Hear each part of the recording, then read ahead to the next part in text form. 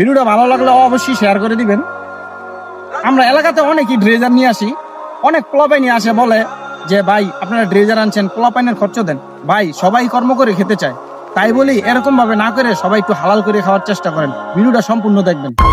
কিরে তারা কেডা এনে ড্রেজার বহাইলো? আজকে পোলাপাইনের খরচ মরচ নাই, ড্রেজার বহাইতেছে, আরামের ব্যবসা করতেছে। লদেই ড্রেজার কে বহাইছে? কিরে এনে ড্রেজার কে বহাইছে? কি হইছে? ড্রেজার আমার বসে বসাইছে। ড্রেজার বসাইলে কি চান্দা দিতে হইব? কি এর ছোট ভাই আবার বড় ভাই? কিরে তুই চোখ রাঙা কথা কস? এদেশের মধ্যে কি আমরা দইছে রে? তার বসের নাম্বার দে।